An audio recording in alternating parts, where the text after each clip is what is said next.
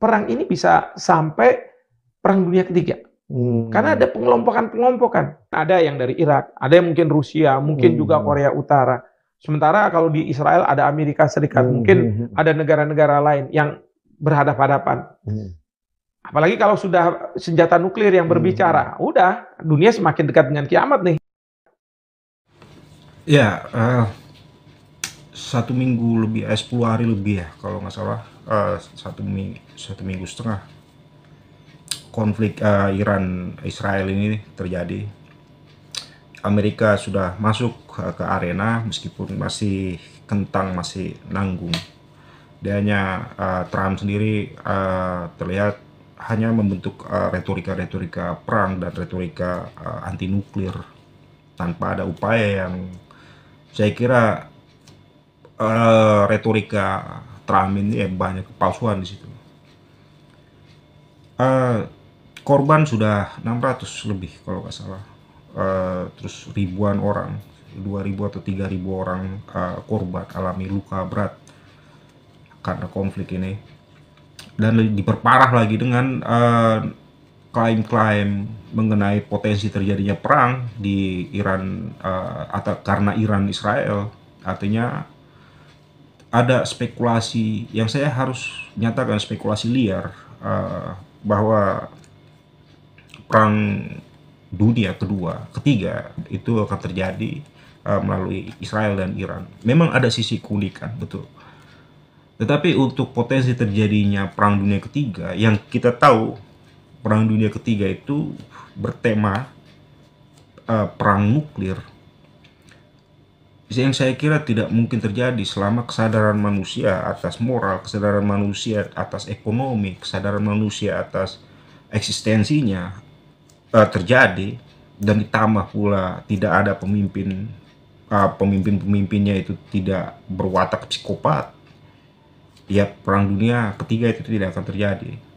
Bayangkan ada lebih 12.000 lebih hulu ledak nuklir yang ada di berbagai negara. Yang terkuat ya Soviet punya, Rusia punya. Ditekan ketika terjadi perang dunia ketiga, tombol itu semua ribuan, belasan ribu tombol itu ditekan.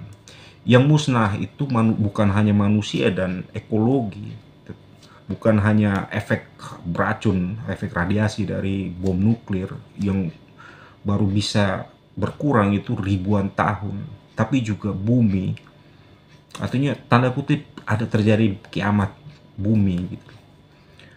Nonsens sekali, kecuali memang pemimpinnya itu psikopat, pemimpinnya amoralis, menganggap manusia hanya sebatas statistik, dan krisis ekonomi terjadi secara global dan tidak bisa ditangani. Terus ditambah lagi dengan kejenuhan bernegara dari masyarakat dunia.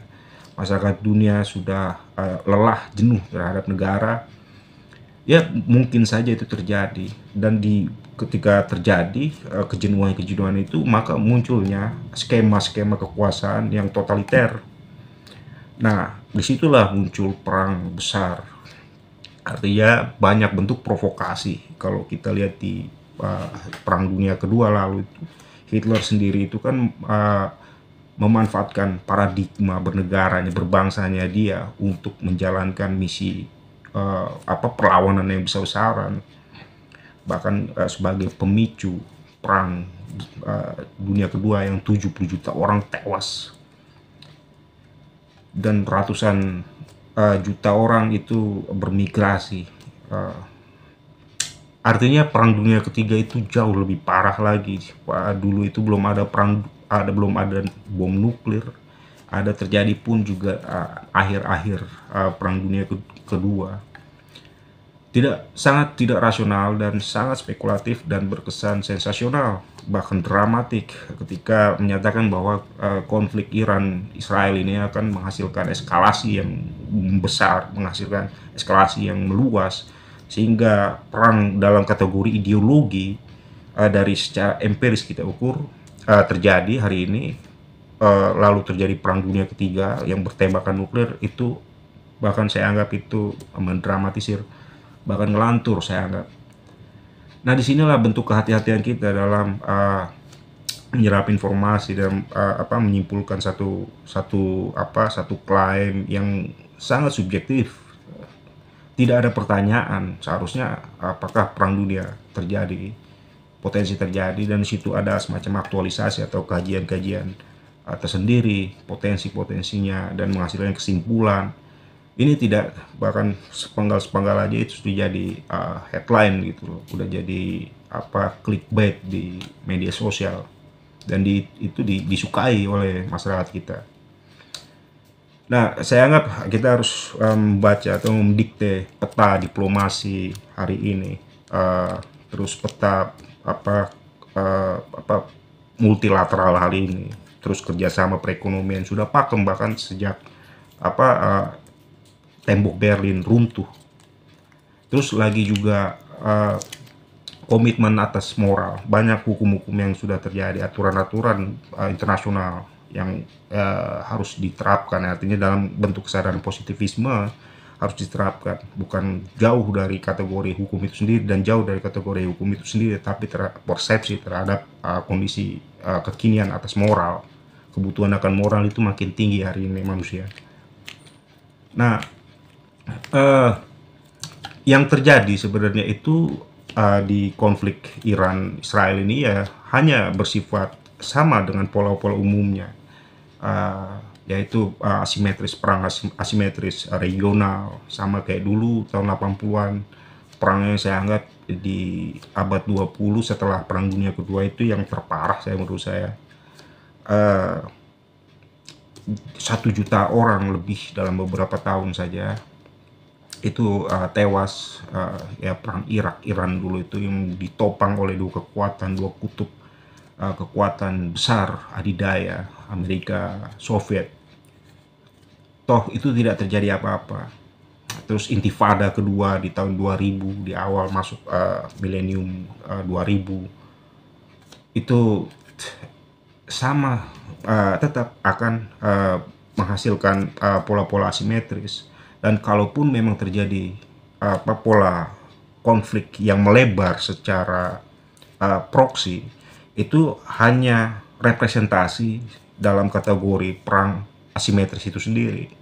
Contoh Hizbullah, Libanon, Hamas, dan Houthi, Yaman, dan beberapa lainnya, kelompok-kelompok kecil dan besarnya di wilayah yang tidak jauh dekat dengan wilayah Israel. Artinya ini bentuk proksi yang secara proksi yang menjadi turbulensi tersendiri, bahkan secara ideologi saya anggap.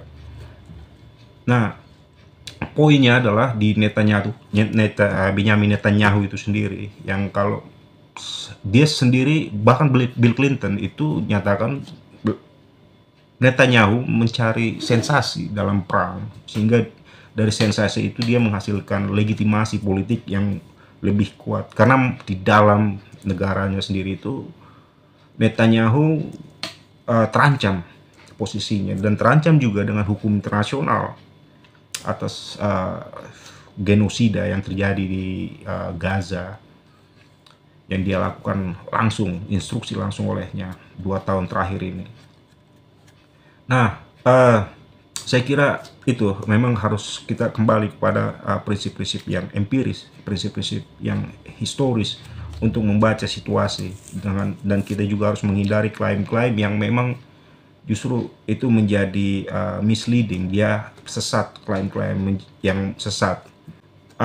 Saya kira itu saja. Ada kabar, saya punya media yang saya bangun sendiri, namanya ONXS Media dan ONXS ID, Odexis kalau mau diucapin. Itu ya bergerak di narasi-narasi ideologi, geopolitik, filsafat, eksistensial, terutama dekonstruksi, terus juga kajian-kajian mengenai kajian historis, ya ada semua di situ di ONXS Media. Saya tempatkan, saya taruh di deskripsi di bawah nanti linknya. Saya kira saya butuh support, butuh dukungan juga dari kawan-kawan untuk hidupin ONXS ini. Saya kira itu aja bentuk penilaian saya atau opini saya terhadap klaim-klaim yang bertebaran itu, klaim-klaim sesat yang bertebaran itu. Salam.